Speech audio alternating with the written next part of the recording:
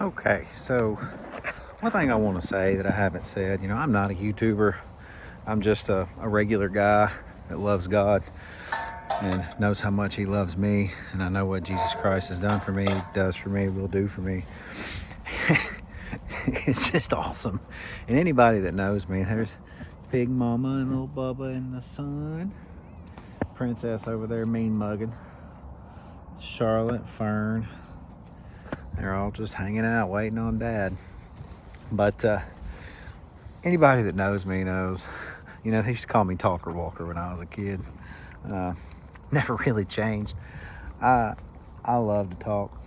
And anybody that knows me knows my favorite topic is God, the love of God, and Jesus Christ. Or my wife and kids.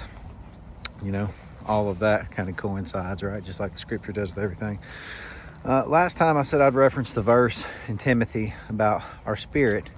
It is 2 Timothy chapter 1, verse 7.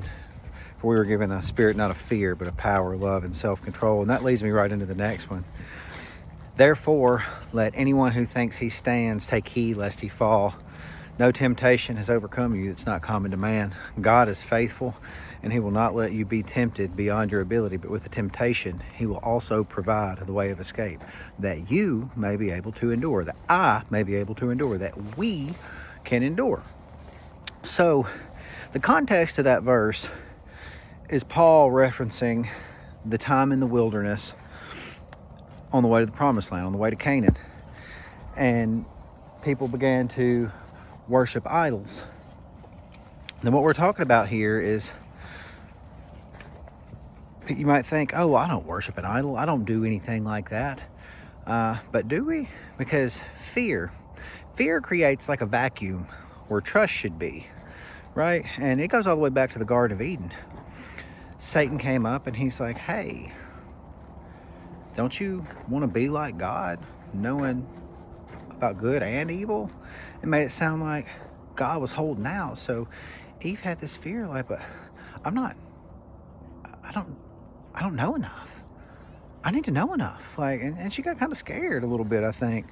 But we end up using fear to reach for things, right? Like, our identity becomes our relationships. We find our identity in relationships. Or, you find your security in money. If I don't have enough money, I'm not going to be okay. Or I'll just never be good enough. Or I'll never have enough. Or, your status becomes your worth. You have this fear of not being okay, not being good enough, not having enough, fear of being judged, fear, and we turn to money for our security. We turn to people for our identity. We turn to worth for our status in life. When realistically, that is all found in Jesus Christ. So don't have a spirit of fear. You got a spirit of power, of love, of self-control, of a sound mind, whatever translation you want to use. I use the ESV. That's what I like the most. But God is faithful, and He will not let you be tempted beyond your capacity to endure, and He will make way for you to escape. What is that way? That way is your thoughts. That is taking that thought captive. That is pitching that thought out the window. That is not entertaining the thought. The sin is not the thought. The sin is the entertainment of the thought. Don't let fear control you. Don't let idols define you. Don't let money. Don't let your relationships. Find your identity in Jesus Christ. Find your strength, your power in God, in His truth. That's what it's all about. That's it. Be courageous. Be strong. Don't be afraid. If you're afraid, God's right beside you. He will guard you. He will protect you. Put your trust in Him, not in a fearful vacuum. Have a blessed day.